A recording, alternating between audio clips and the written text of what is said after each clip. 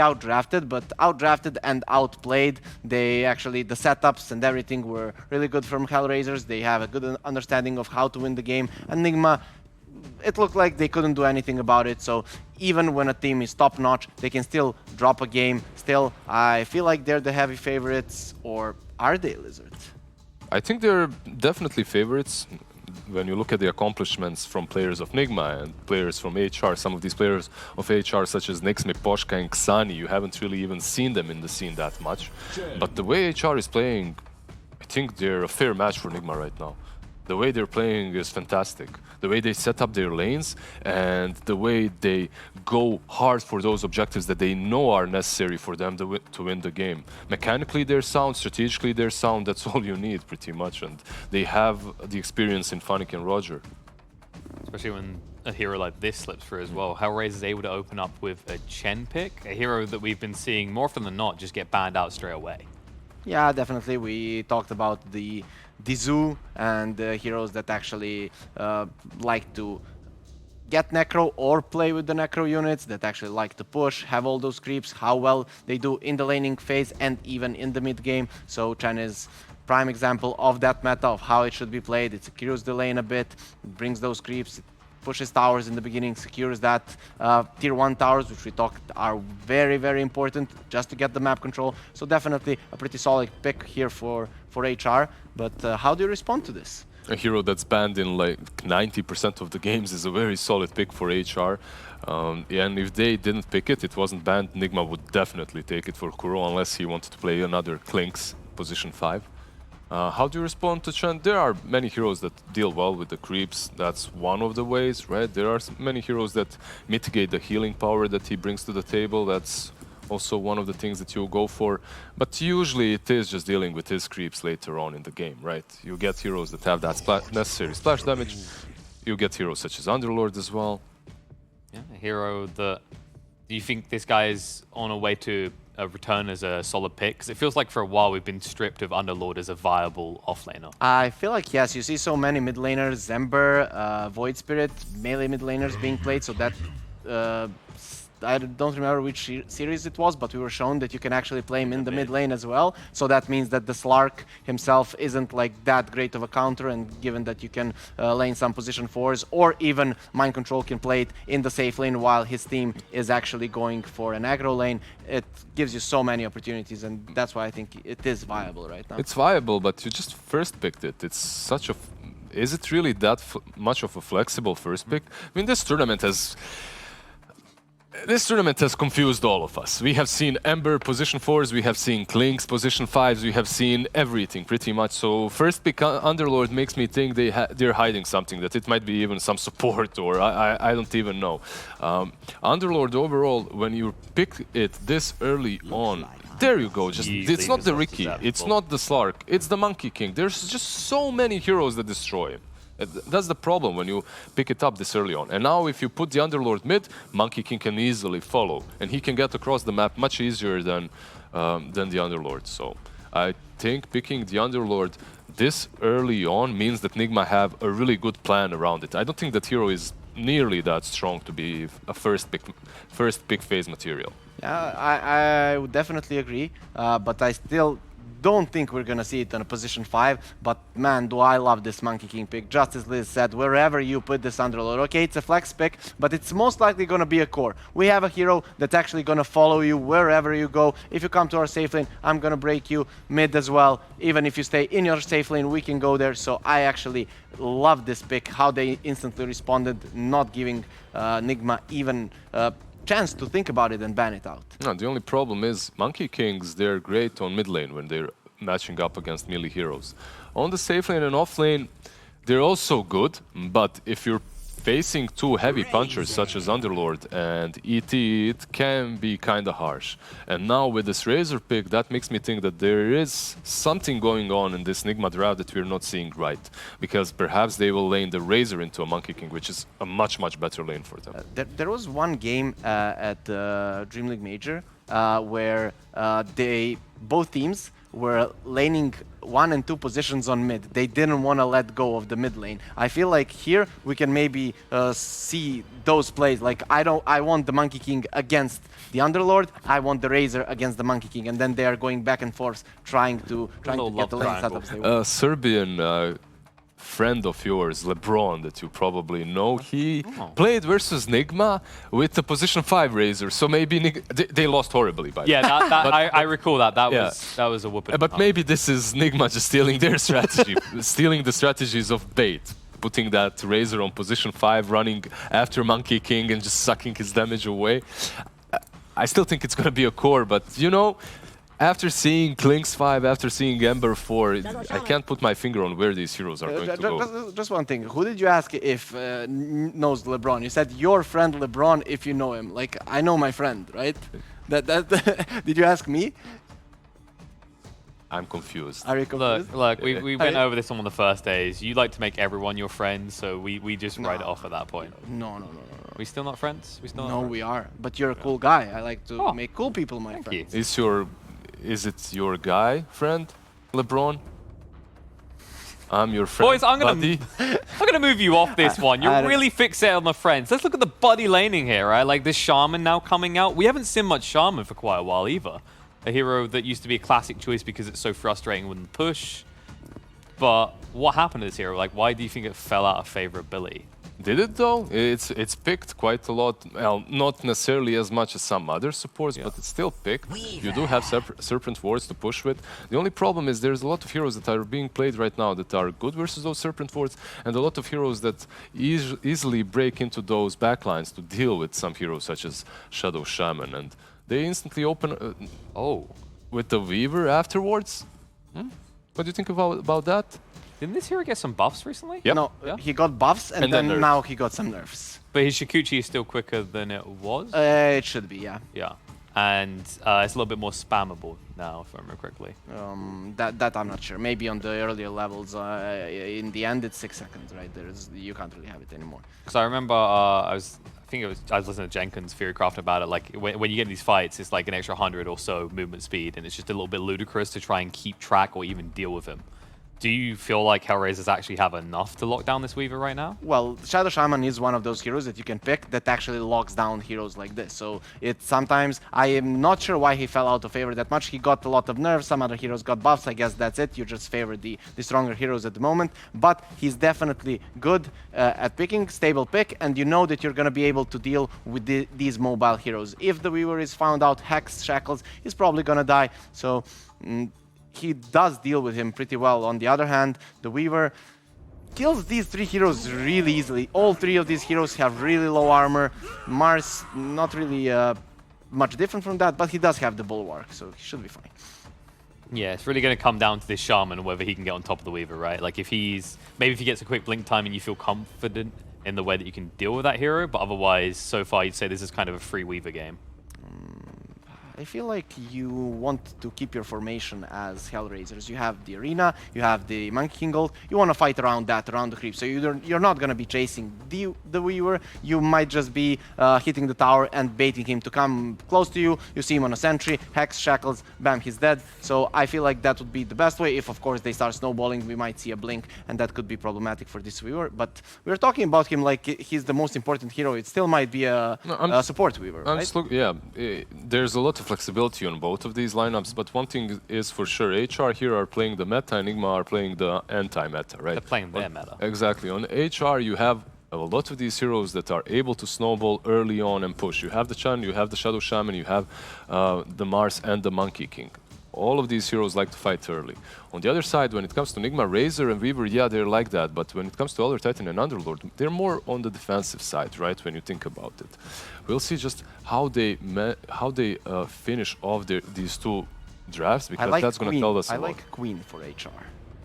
Like Queen looks awesome here. Because of the Razor? Because of the Razor, because of all of these heroes, you don't have the lockdown for her.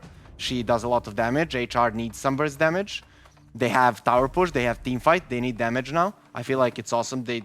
really don't have the heroes to kill it. If you shackle someone with the they have no catch. They have literally zero, no catch. zero. Unless they go for something like a Natos, an Underlord, the Queen of Pain would be a very solid pick. Not really a very popular hero, however, but there you go. Very good call. Cool. So then what's The only thing is, like, I see where you're coming from, but my confidence is shaken. Like, I can't make any calls because I have no clue where teams are going to roll these heroes, right? You see this Razor, and you're like, okay, let's counter it with the Queen of Pain. And then it's Kuro playing it. That's the problem. I think the whole of yesterday shook your ability to read drafts, right? Like, between the SA finals we had and obviously Nigma's final as well. Just kind of spinning it up a lot. But, okay, if we treat this traditionally, like... If you treat this Your traditionally, regular now team. they also have the last pick, right? And you're playing, and that's what you're doing. That's what I'm talking about. Awesome. Like, it's very simple to counter this Queen of Pain when you have a last pick. And even though it looks like Razor is obviously going to be mid, it doesn't necessarily have to mean that, because it's Nigma. They can roll any hero on any different role. Okay, but that means also HR can do the same. What do you think about possibly a support Queen of Pain? Does that work?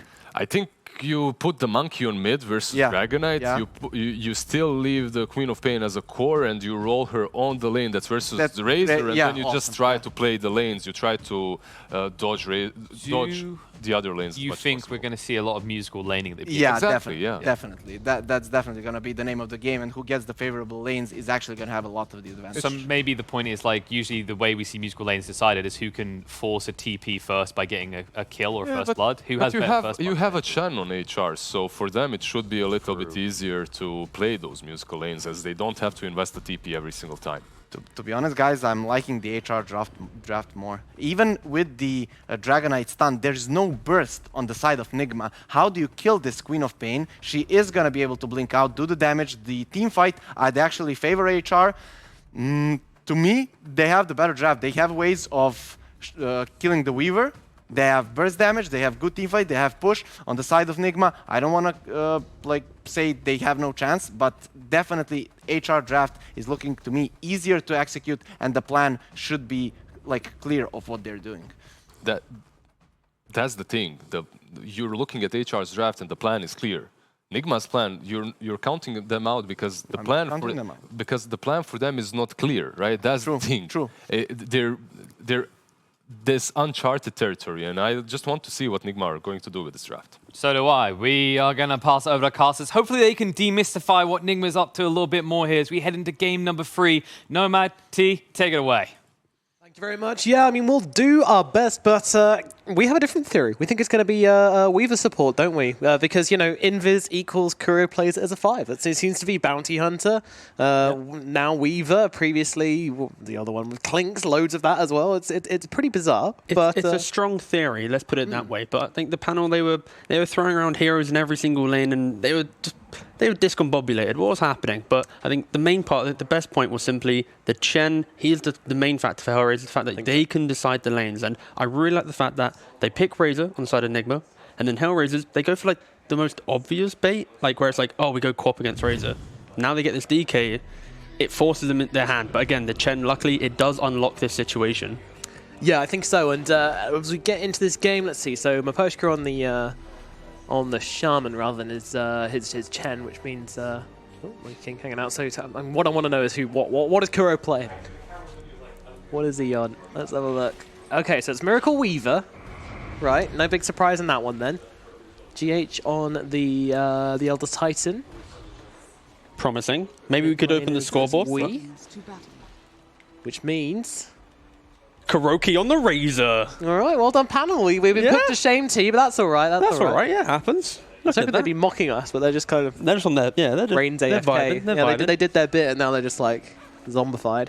Anyway, GH running himself away from the post-crew and Funnick as we get into game number 3 of HellRaisers versus Nigma, which is currently tied up 1-1, an outcome which not many people would have expected, but HellRaisers have been playing some darn good Dota so far in this series. They are feeling it right now. Meanwhile, Nigma, not quite the standard we kind of expect from them, but at the same time, it's been a really good performance from HellRaisers as well, so definitely, you know, works two ways. Yeah, I think the important thing to note is that HellRaisers were able to kind of find a crack in Nigma's armor, and you could see how in both these games, Mind Control didn't really have a lot of farm. He was a little bit out of place in both the games. Sure, he had some good moments, but it was difficult for him. And now you give him the Underlord, he's going to always be able to get that passive gold by the auras, and he's going to have presence in these consistent fights that will always occur between these two teams. Yeah, and when you're looking at getting the immediate link out onto Nyx there, being quite annoying. But yeah, when you're looking at a Underlord, you know, the one thing you always got to think about is how this hero lanes in the early stages. Can he get his level 2 up quickly? The courier, no! Oh, there we go. There you go, gets it. Roger's courier dies a brutal death. No sentry ward for you. But I want to talk about how this lane up is actually going to work, because Nyx wants to hit the Underlord and chase him to the ends of the earth, but he won't be able to do that if he's being static linked, will he? No, not at all. But it's level 1. It's going to be pretty annoying. Monkey King in general at level 1 is pretty underwhelming, right? Yeah, as a static link, I guess. But yeah, I mean, for the Monkey King as well, like, you don't really want to go that aggressive anyways. As Monkey, start with Boundless Strike. Yeah, there's no way you're going to build 4 stacks and do anything. You can see here just Kuroky being so obnoxious. And this is kind of what his playstyle has drifted towards, right? Like, he's playing these heroes that will just be annoying. Bounty Hunter with an Oov, Clinks with a Blightstone, Razor with a static link. Like, he's just trying to be annoying. Oh, but Roger's actually found the Harpy creep straight away and is just zapping poor old Mind Control into the ground with it, so forcing that salve out pretty early here. Not really what you want to see. Oh, this is disgusting. This is RNG brutal. On the side of HellRaisers right now. Yep, that's what they wanted. Meanwhile, over in the middle lane, we got the DK laning up into that Queen of Pain. So, you know, they picked the Queen of Pain to kind of counter up the Razor, as it were, but then they kind of make the switch up. So how does this DK do into the Queen of Pain instead? He's just really tanky. You know, you can see he got 2 points in his passive. He doesn't really care about these early daggers. He's going to build double bracer. He's got the salve to get through this. Like, he's very confident in this lane. And Quop, naturally, as a hero, she wants to make moves around the map. You get to level 6, play off maybe the 4-minute rune. As soon as you leave your lane, DK happily will hit your tower. So it puts pressure on the Quop to either make perfect rotations or to at least to try and trade farm. Do you think Nigma's draft is maybe lacking a little bit in magical damage, though? Because it all seems very physical, and whilst they do have this aura from the Elder Titan to add to that, hold the phone here. Just tickle him. Yeah. So going on to a point there, I think actually the main concern, outside of the damage type, it's just the fact that where is your lockdown? You got a very good stun, single target stun on DK, and then outside of that, you're relying on roots and asleep. So Nigma are going to have to play really well in the choke points and just executing in fights, rather than relying on the simplicity of, I use spell, I should get kill. True. Meanwhile, you got all sorts on the other side. Spear. Meanwhile, Kuroky being hit down, and they're going to find him with the Jingu hit. The level 3 Monkey King. Yeah, so level 1 Monkey doesn't really care, gets Boundless Strike. Suddenly now level 3, you're not really going to care about the static link because you're just going to slap him up.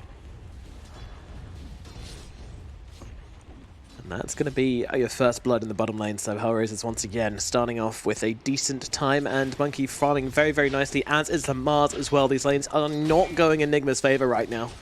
It's simply because of how clean it is to execute HellRaisers. We okay here? He's got to come in with the stun, because Zani doesn't have any mana, so can't actually jump under the tower for this one, but he's happy just to have this lane to himself.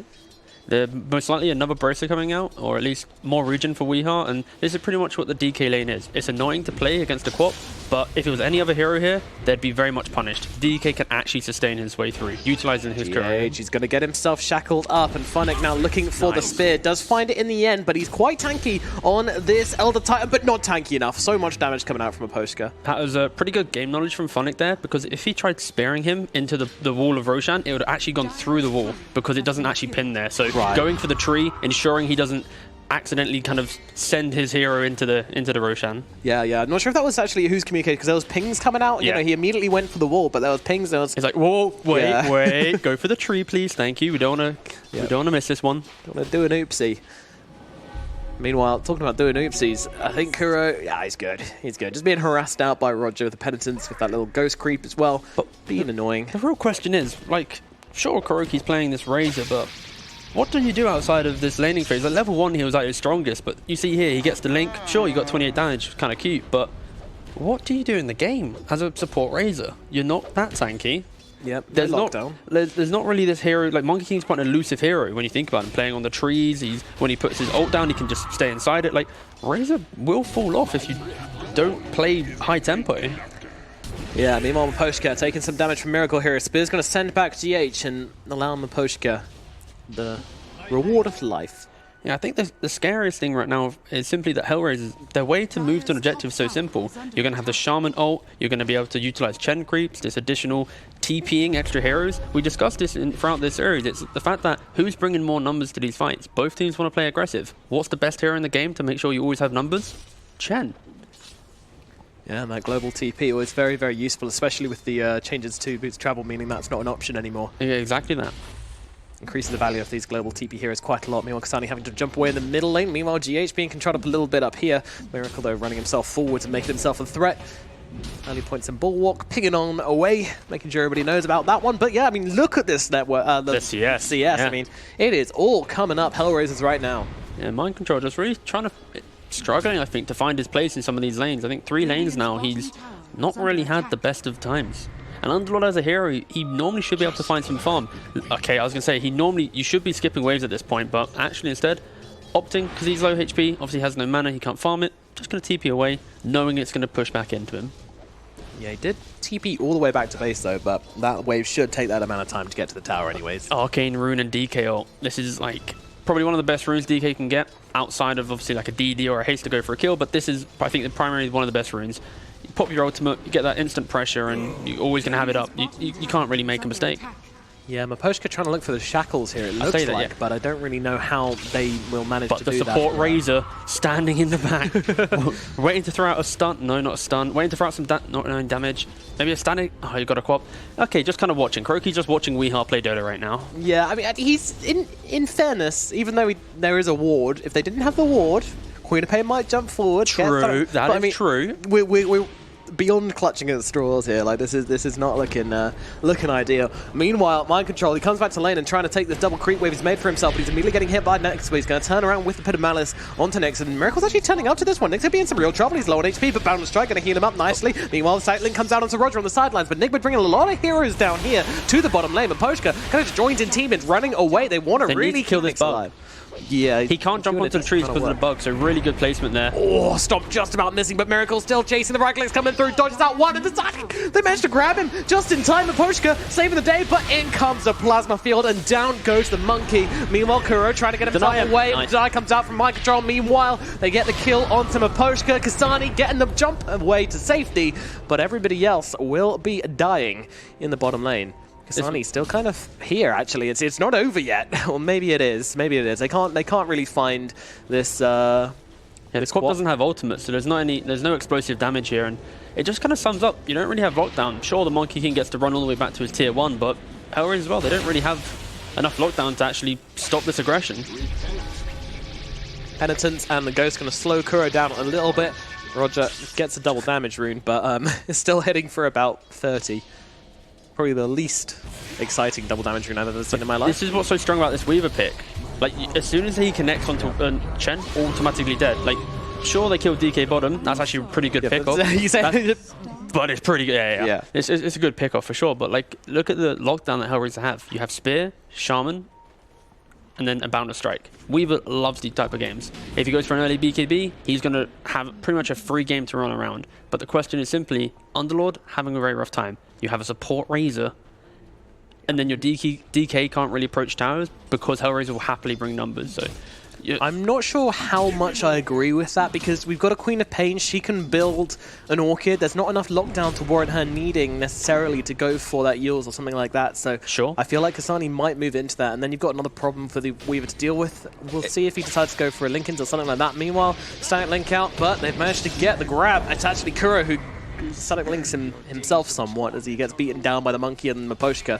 Yeah, currently, if you look at the outpost, both teams holding one. This is what HellRaisers want. Maybe they might make an aggressive move for the other, but currently they just need that XP, get themselves that level 6, and that's when they really will come online. Playing off Chen Hill, Shaman ult, and Mind Control. Just getting bullied in this bot lane. Chen Creep, Monkey King, and Mars. Like, there he comes. Nyx joins in the fray. The Monkey King will bring it down the kill and finish off Mind Control.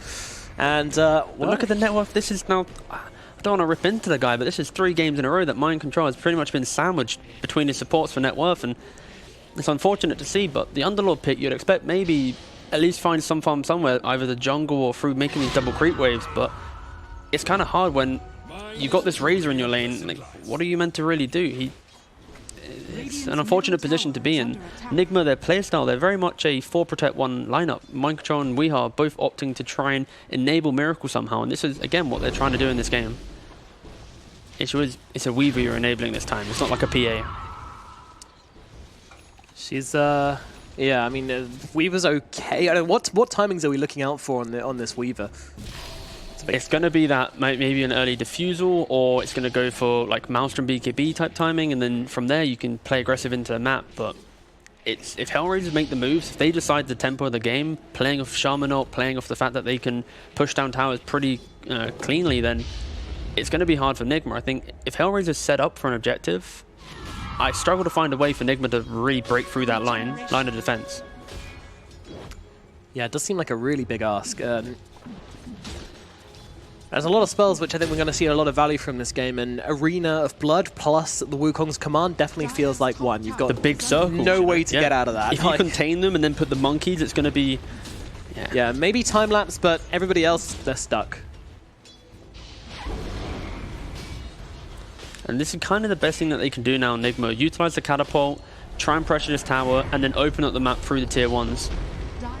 Kasani they're going to have the Dragon Tail upon here. The sleep's coming on through as well, and is he going to get dropped in time? No, he gets a blink across, but there's a bug on him. They need to get rid of it. Maposhka will help, but Miracle, he's still looking for it. Though Hex comes down, Kasani trying to run himself away, but does run in and finally get himself killed. And Maposhka going to be heading the same way as well. Nothing to be done about that, as Nigma are able to find themselves 2 kills. They were trying to find the wraparound on HellRaisers actually, and they are still going for this one right now. And there's that Arena coming down, but the bug immediately gets himself out. Meanwhile, he's just like, well, I wanted to push the tower anyway. I don't mind being in here. And now they turn around and comes up the Dragon Breath from Curry coming up from behind as well. Nick's turning around, doesn't have the Jingu though, will not heal up and gets himself killed off as well. Funnick trying to run himself away on the Mars, turns around with the spear, but the stun comes out, the Dragon Tail connects, and that is going to be another hero dead. HellRaisers with a great start to the laning phase, but the moment we start breaking down into these fights, it's really looking quite Nigma favored right now.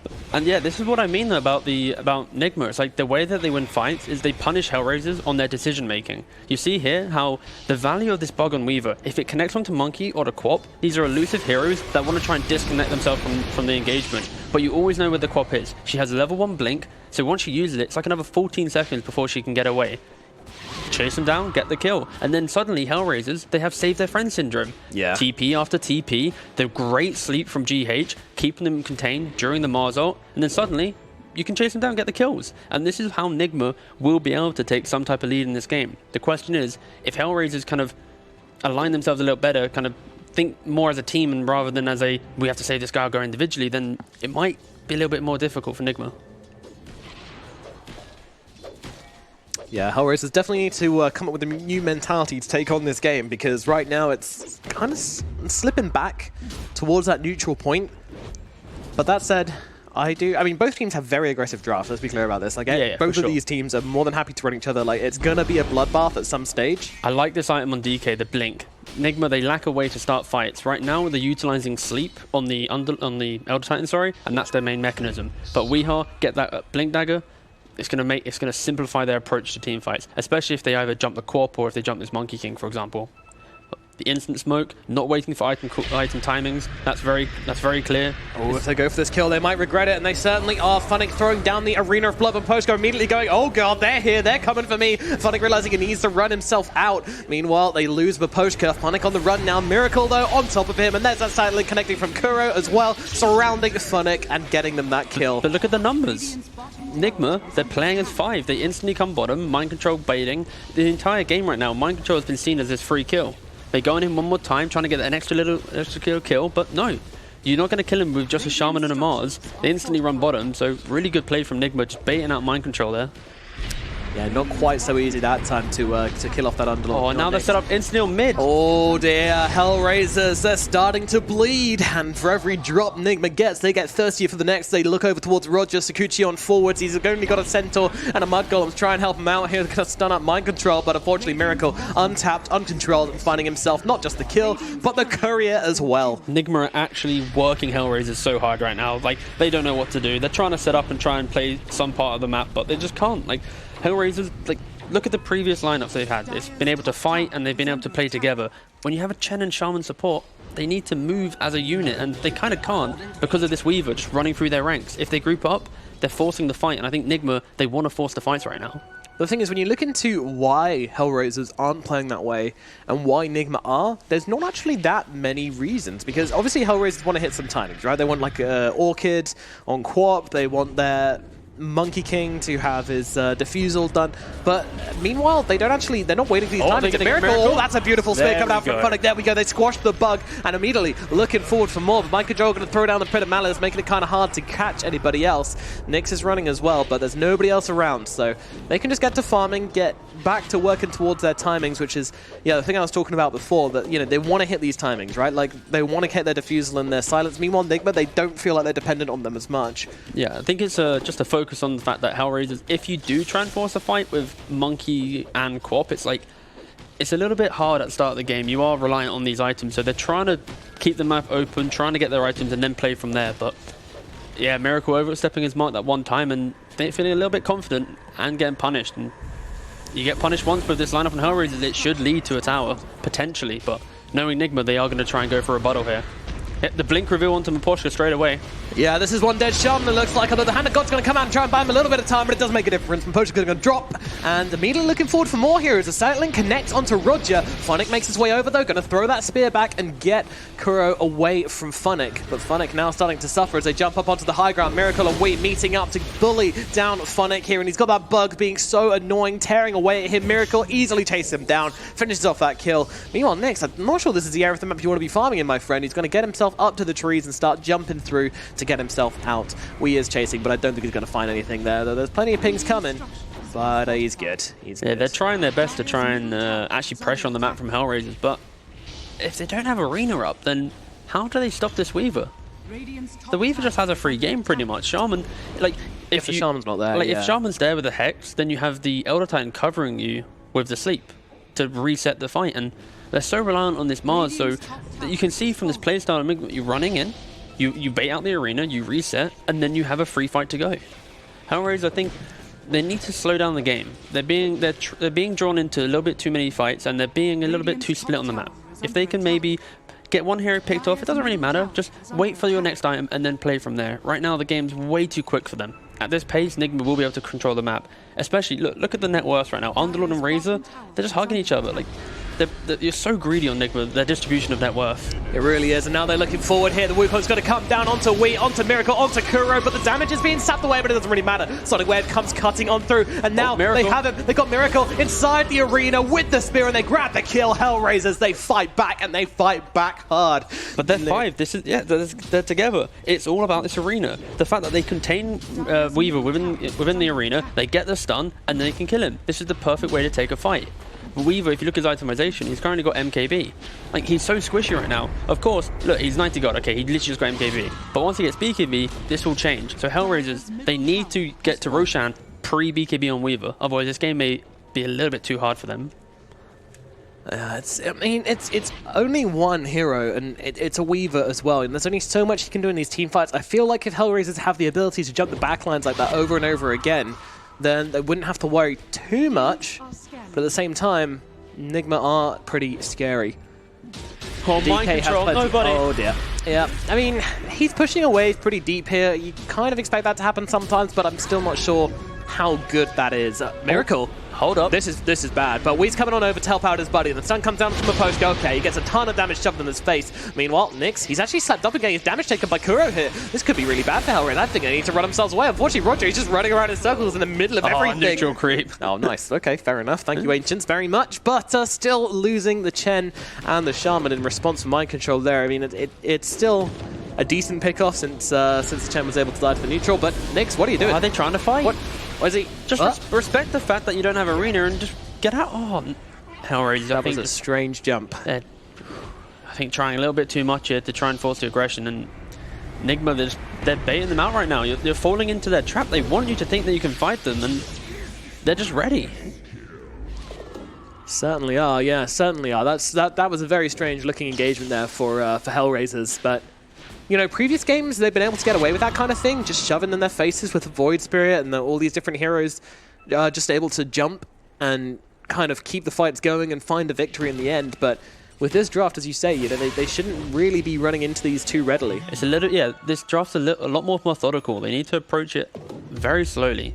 Move together, play off their vision, play off the fact that Weaver is very squishy if you get the correct hex. But you see in that engagement, Weaver goes in, sure you get the pick off on mind control, but then it's like, okay, you now get Weaver, you hex him, but the Shaman's all by himself. Instant sleep, dead. Like, you have to play really close knit if you want to take any of these fights on HellRaisers, and they're just not. So Nigma just freely doing what they want around the map. And honestly, this blinked at Kasani just vibing, enjoying this little cliff spot. Yeah, good view. See it all around of the beautiful scenery on the Radiant side of the map. Decides to get down at last. Meanwhile, Nigma, they are looking for something up in the top lane, and that something's name is Paposhka. Things coming out onto him. They've got vision further down, but in they go there. Jump in, stun, and in comes a stomp as well. And with a static link, they'll finish the job easily enough. We claiming that kill onto the HellRaisers captain. Yeah, this you spoke about this Orchid on Quap. Like, sure, it's cute, but this DK is close to the BKB. Weaver's rushing the BKB next. You're going to get to around 24-25 minutes where you're going to have double BKB on the cores and potentially now this Aegis due to this pickoff. HellRaisers, they have to contest it. Luckily, they are somewhat in position. I don't know. They're taking their sweet time to get over this. Funnick, he's got to wait for everybody else. They're too slow. They're way too slow. Yeah, Roche is gone.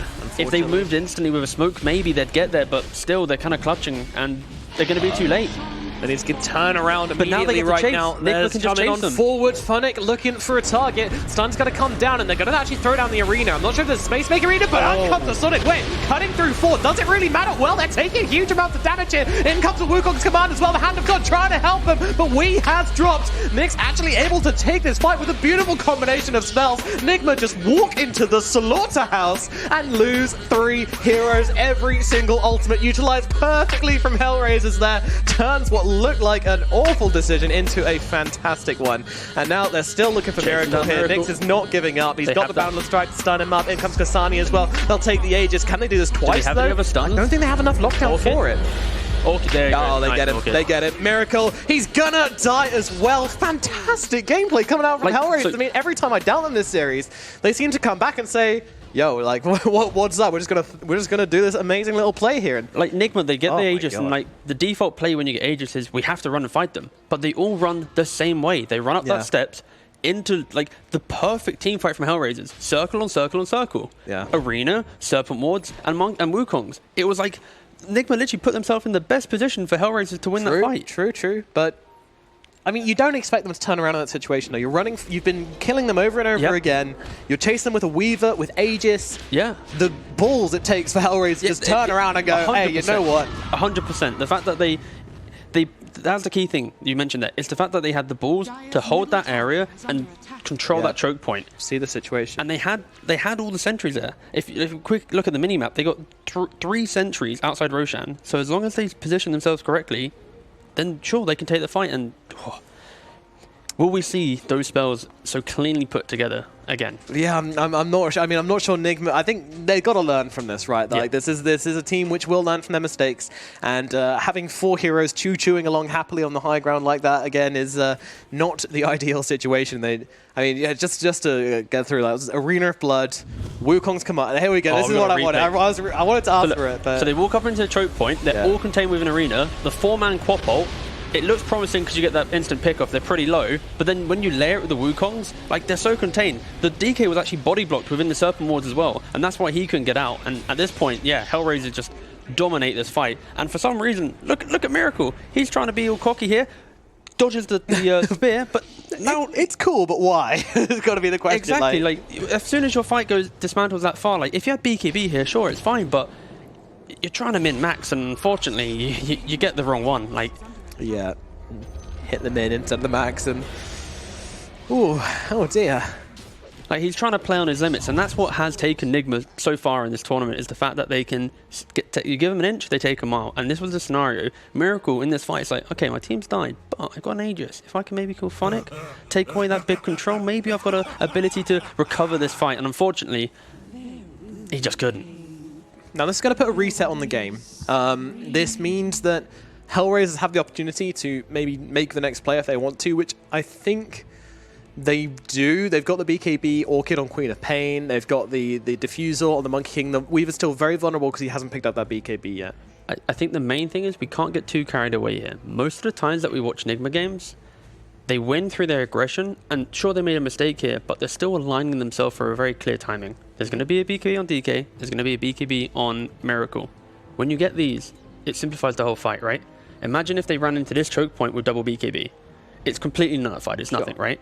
So, Nigma, they waste their Aegis. As long as they're patient, wait for this double BKB timing, then you have to ask the question is, will HellRaisers ever get an opportunity to have a perfect fight like that? Of course, if they can chain their minimal stuns together, maybe you spear the Weaver, then layer in the Monkey King stun as well, then you have potential, but I think the game gets way easier for Nigma within the next like 5 to 6 minutes until you maybe get like a basher on the Monkey King or like another item to come through for you on HellRaisers. Yeah, I'm interested to see how the next kind of 5 minutes of this game are going to play out, because we have no Roshan, right? Like, he's down, no Aegis, all taken out of the equation. So it's either going to be both teams wanting to wait for Rosh and just chilling, farming, but I feel like that's kind of unlikely. I think Nigma want to go and farm their BKBs and find the next engagement. Now, whether HellRaisers want to allow them to do that is a question I'm asking. Should they allow them to do that is the more important question. Yeah, it's going to be Nigma are the ones going to want to sweep across the map. You see right now... Without their BKBs? It's going to be like aggressive farm. You know, they're not going to commit for the fight, but they're still going to kind of present that wall of,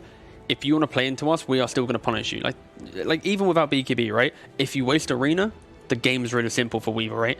So if you can maybe make HellRaisers panic in a situation, that's when it's pretty simple. Like, think about the way that Weehaw played Spirit Breaker, right? He charges in that game and he tanks spells. It's the same principle. DK can blink in, he's pretty tanky. If you waste any stun, like there's 2.5 stuns in this game. If you waste any of them on the DK, Weaver can just rip them a new one, right? He just cuts through them. So it's all about the positioning of the fight. And we're kind of talking a lot about it, but that last fight... you got to remember there's an Orchid in this game, though. Like, this is something else to deal with the Weaver before pre-BKB. I'm not sure Nigma are going to be that great. I don't know. We'll see. What's their vision looking like right now? Are they going to... Like, their vision kind of suggests that there's not actually much down for them. Yeah, Radiant are opting. They've got one ward in there in jungle, and then one enter into the bot lane, and then Dire, I believe, actually just have one defensive, looking at their tri-camp. So neither team has vision right now to really push aggressive. It's very much like reactionary vision. And here we go. The unpause is going to come out. A couple of PC problems for the Shaman, but we are back in the game and ready to get back into this one. So, HellRaisers, how cocky do they feel after this one? Imagine they, at the very least, want to wait for their ultis to come off cooldown, and then it's going to be a question to see who moves where, when, how. Monkey King actually just got BKB as well, so double BKB on HellRaisers, so pretty strong timing for them as well.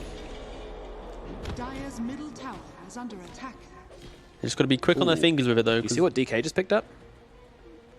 He just hit the dual timing of Aghanim Scepter and the plus 400 health at level 15. Okay, so he went for the Ags over the BKB then. Yeah. Okay. He is going to be one big boy. But this is it. They don't care about their items. They've demonstrated this so many times before. They're just going to go aggressive. And here we go. Immediately stun opening up onto Funnick to start this one off. Can they control him up? Can they take him down? There's a lot of damage cutting on through, but he does manage to get up the arena up in time. A 3-man cutting wave coming in the backlines as well. Miracle, he's dropping low. He's going to die. And along with Kuro here, they've actually cut both of them down, and now a Shackles onto Wheat. I mean, where's the damage? Okay, so he's been silent linked, I assume, and Micro is going to come in. Someone on the taxi. See you later. Take him home. But still, I mean, that's your Weaver dead once again. Pre-BKB, Nigma are getting hammered in these fights. They get their kill onto Funnick, but it's also, look where it's happened. I mean, it's so deep inside Nigma's side of the map that HellRaisers can immediately look to transition this into a tier 2. Yeah, they instantly convert that into objective pressure, which is really good from them. The concerning fact there is, you get this jump onto Funnick, it looks like a good start, but then you don't really have enough damage right now to eat through him. And then the Weaver's caught within the arena. Like, the basic principle of fights right now is, if you're not in arena, you should be able to at least play the fight. But with the Orchid, with the arena, like, it's kind of easy for HellRaisers to at least catch this Weaver right now. And I respect the fact that they're trying to be aggressive. And this is where the Ags on the DK, it's kind of questionable. If this was a BKB, that jump, it's a lot scarier for HellRaisers. Like, if they want to take that, they might be more reserved with their spell usage. But having the Ags on DK instead, it's... Ooh, I don't know about that, Chief. No, we've moved into questionable territory for Nigma here. They need to find some space, but they're really close to this BKB now in Miracle, so clearly they're going to wait for that. Yeah. Cursed, of course. And now you see, because they take this top tier 2, they have this aggressive ward on in that top side of jungle. They can move bottom, pressure tier 1, and as soon as they maybe fortify bottom, if they succeed, they have this ability to freely control Nigma's jungle now, due to this kind of double move rotation of top now into bot. Monkey even teasing up the top, but the real fight's happening here as Kuro is being silenced up, and I don't think this is a fight. This is just a savage elimination. Although why is he coming what are you in? doing? That's not doesn't seem like a good idea. As GH is going to get taken down, the Monkey King arrives, going to throw down the Wukong's command. You might be tanky, but I mean, even a tank falls to rust eventually, and all those little hits come through, take down the DK. And I mean, you just wait. You're showing in other lanes. So close. Just wait. Like mind control is showing in top lane this entire time. So in no way is there like a, oh wait, there might be smoke behind him. Mind control is literally just pushing out the wave. Oh, this was, whew. Yeah, that Weaver still, he's picked up the BKB now, I believe. You know, he must have had the money for it, but I just feels like impatient. Yeah, a slight lapse of judgment there, and now HellRaisers is able to convert this into aggression. The beauty of Chen Shaman, you take a fight and there's this fear factor. We can so cleanly move towards your towers. And look at this ward. They've now moved in, got this deep ward on next to the left-hand side of this dire tier 2, pushing into the tier 1. So if they take this tower and then force the fight into them, they're going to be playing into their own vision the entire time.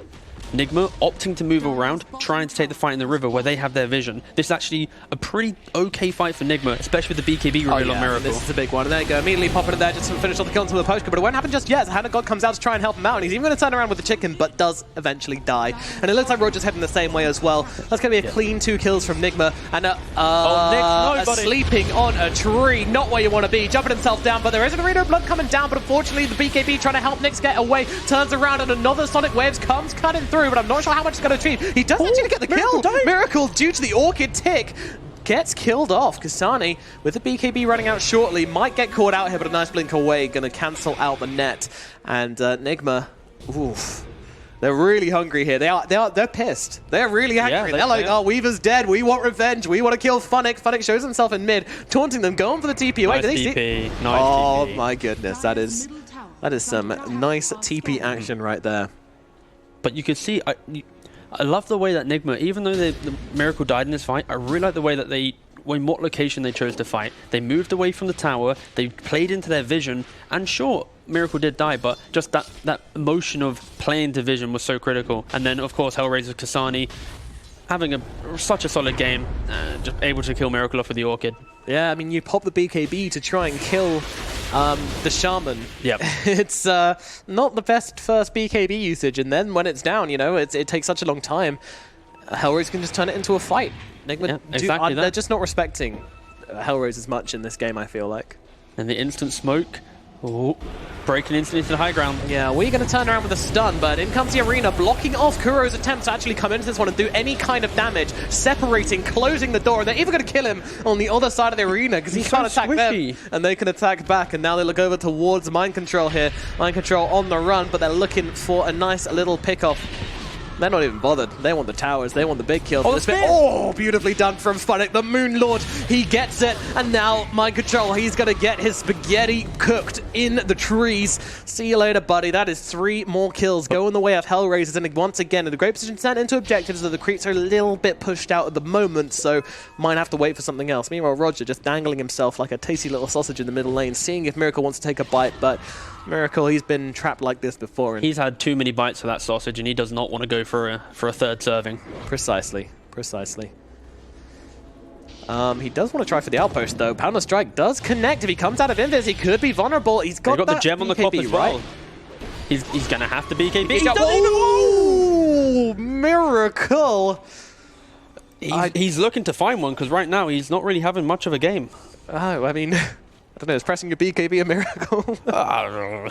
He just got, I mean, Sonic Wave would have killed him off anyway, right? Yeah, but yeah, it would have allowed him to get off the time lapse at the very least. He's really trying to find that extra little something in the game. He's really trying to min-max his Weaver, trying to go for the Mars, gets killed. Trying to go for an outpost, gets killed. And trying not to use the BKB, I think it's a big thing there, you know, trying to hold on to it and just seeing like, I'm sure I don't have to use my 9-second for this one. Because Weaver with a 5-second BKB, it's kind of underwhelming. He had to buy it quite early in this game, and it's all about that limited control HellRaisers have. So if you have a longer duration BKB going into those critical portions of the game, I can see why he's trying to, again, min-max this, but he's kind of getting min every time right now. It's a questionable decision, especially when he uses the first charge to try and kill a shaman. It's kind of like... So you do what you do value them, right? Okay, well, let's look towards the third BKB usage. It can only get better, right? Right. Yeah. I mean, Nigma still have so much more to play for in this game. You know, Roche is going to be respawning soon. This is definitely something Nigma want to work themselves towards. And again, another smoke from them. If they find the fight, Nigma, if they find the opening, you know, manage to take down the Shaman, you know, one of these lockdown heroes, just allow Miracle a little bit more freedom in this fight. It could do so much for them, but yeah. That Dire Sentry just out of range on the ward, so HellRaisers able to play off it. Nigma are smoked up. They are trying to move from low ground to high ground. Naturally doesn't really work well when you have such big spells that you can throw out from HellRaisers, mainly the arena. Yeah, it's been a huge factor in this game. Choke points are not Nigma's friend. But and they go jump forwards, yeah, if they can bring this guy down before he gets that arena off, but it could be big news, but nope, still gets it out and save. Now 3 heroes just set up beautifully for Kasani. Kasani, he's waiting, he doesn't have it off cooldown actually, so there's no Sonic Wave to help them out, and despite the cancel the TP away! Oh, Jesus, they're all dying! They are all dying. We and Kuro gonna drop, the taxi gets cancelled. Miscommunication between the team, they thought they could fight, but they just can't. They can't. If he TP'd out there, then HellRaisers would have nothing. They couldn't siege, but... I don't know. Dear me. Maybe it was mind control saying it, maybe it was someone else, but whoever made that call to try and take the fight, it was quite a big choke. And again, but the Gemma, Miracle! Miracle, no! Well played, thumbs up, says Roger. HellRaisers are definitely feeling it right now. I mean, they're feeling fantastic. And now the Shaman, look how this is so simple for HellRaisers. The misplay from Nigma, take the team fight, get the pick off, and now this is why he's such a beautiful hero in the game. You just instantly drop your Serpent Wards down and it takes a free racks. Yeah, certainly looking that way right now. No response out from Nigma. 45 seconds left on their Weaver. No chance to see him take in this fight. And I mean, Nick's already looking in towards mid, but there's a Roshan to be taken as well. And with the 35 seconds, just go I Roshan, imagine they can grab it in time. That's all they're going to do, yeah. They've already taken the racks. You can now poke towards Roshan, 30 seconds. You should have plenty of time to do this. The itemization from Queen of Pin as well. Really like this AC, knowing that she has to try and find a way to get the Monkey King to pump out some more damage. And yeah, you're playing against DK as well. You want to try and mitigate the armor as much as possible. Yeah, and it's all right. Kasani's going to be the one taking that Aegis, which I like a lot as well. I mean, I'd say give it to Funnick since he's been the target jump spawn, but he's getting everything he wants every single time. And Monkey King as well, actually. He has the Silver Edge, trying to take away that HP. Really solid against both Underlord and DK. Yeah. Just the fact that HellRaisers have been able to stem the bleeding of Nigma's early aggression, itemize correctly, and now play together. It has been, honestly, from the last 15 minutes, been a beautiful game from HellRaisers ever since. Can we just explain the changes to Silver Edge and Bloodthorn? Sure, so the Silver Edge now does, what's the word? It takes away 50% of your HP reduction? Or regen, sorry? Healing, coming healing, that's it, yep. And then the Bloodthorn now doesn't crit. And but it gives attack speed, I think, to make it with exactly. Hyper Stone, so a bit different. But I still, just the Silver Edge, a massive pickup from Monkey King, and just the way they're playing right now. Roger, you good, buddy? Well, you are, because Nick's coming in behind, and again, they get the arena with the Wukong's command layered on top, and 3 heroes inside with no escape. They have got the time-lapse on Miracle to try and get him out. Is the TP going to be cancelled? No, it's not! They kill him off! These taxis just keep flying off the road every time they try to drive him. Wee's going to drop as well. HellRaisers just bashing Nigma down. The buybacks come through. They need to use them to try and defend their base, to try and defend this game, but it's looking so damn good for HellRaisers. Mind control is like the Uber driver that just keeps wanting to talk to you when you don't want him, and he's driving super fast, 1-star rating. Like, these have been such underwhelming trips. I don't know, it doesn't feel like a fast Uber to me. It feels like an Uber which never turns up in the first place. That's true, yeah. Order your Uber and you just get a message like an hour later saying, I'm lost. Like, well, there we go. Where are you? I'm outside. 2,000 gold for Team Nigma from that one with the buybacks coming out as well. Really, really high cost engagements. Kasani, an absolute machine in this game, always just happy to sit on the front lines, do what she wants. She's gone for this tanky old build, and there's really not much to stop her in this one. One more chance now, Nigma. But like, I think it's mainly the fact that Weehaw, he blinks in, he gets the stun, sure, but then you just die. You haven't acronyms. Like, I just don't like this pickup from Weehaw. I think it shifted the tempo of the game. Outside, of course, of that choke point kind of feed Nigma did at post Aegis, I think this Aghanims have been such a underwhelming factor. Yeah, I mean, it's hard when they're on the back foot. You know, there's so many things going wrong for Nigma that it's hard to kind of evaluate, especially an item which is so unusually picked up, you know, seeing it under such desperate circumstances, should I say. But another day, another round of snakes, and another push where Funnick is just plonking himself on the high ground, daring them to start fighting him. Splitter doing a bit, not much though. Funnick now has the BKB as well. We've seen multiple engagements where he's been quite low HP, and now they just jump. Yeah, like you're a support Razor. What do you really do to your high ground defense? You play off your plasma field, but that's about it. They don't really have anything to deal with this type of aggression. On to the next one, middle lane, Barracks, the last one standing. Nigma gonna have to come up with some kind of answer here. Dagger's thrown in towards Wee.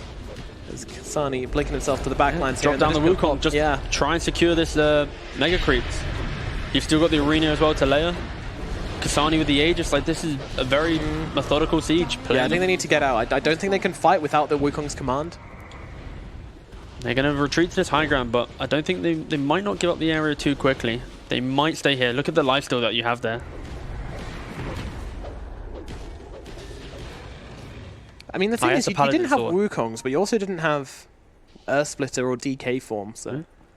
Yeah, it was risk and reward. I think HellRaisers, they identified that. They don't really want to make mistakes here. They're trying to be disciplined. They're in a very confident position just to win this game, so... Just a quick, just a quick mild way to put it. Yeah, just 28k gold advantages. Confident. Yeah, exactly, confident, you know. With good reason. Shadowblade bought from Funnick. Just playing in the lay area. They're just going to go for mid again when they're ready. Like, I imagine Funnick actually wants himself a second Silver Edge here, but the Shadowblade on its own, good enough for positioning, for movement. Exactly. When you don't have a lot of lockdown, then it's so easy to get the critical spell usage when you have a Shadowblade as well. Like this Weaver, he went MKB, BKB, then Manta. He's nowhere near the Manta either. Like, he's completely fallen off. Nigma, they like to play 4 protect 1, and the one that they protected just doesn't have a game. And fundamentally, if that's your playstyle and you're at this position, it's so hard. They're gonna have to somehow HellRaisers have to like disconnect their lineup, maybe go 1 by 1 or something. But I'm really clutching here, Nomad. I really can't find a way that Nigma can turn these fights, especially when your offlaner, for example, is an Underlord. He's an enabling offlane, and it's hard to enable when you're so far behind. Now Kasani jumping straight away forwards onto Wee. The Loadsword going to purge off the side. Meanwhile, Kuro on the back line's going to get eliminated. Meanwhile, the arena comes down, trapping out Wee. Not giving him much option here. Mind Control trying to get the TP up because he got Miracle all locked down. Can he get himself out? Yes, they can. Finally, we have a taxi that arrives. Yeah, as we say, he took us away from this absolute destruction, but does it really matter? You still got the melee racks. Only the melee for now as Wee comes forward, stun up onto Nyx. Nyx not bad healthy here. If they can bring it down, it could be something, but Cheese, nice and healthy once again. Meanwhile, the Mega Creeps have been gotten by the Snakes. Nothing they can do. A Miracle gets cut in half, screamed to death. Meanwhile, GH still trying to fight something, but without the buyback on the Weaver, it's looking like this might be it. Kuro dying for a second time as we get him beaten down as the GGs are called, drawn from the lips of the Nigma players as game number 3 goes away with HellRaisers under an ultra kill from this Butterfly Queen of Pain Kasani. What a game.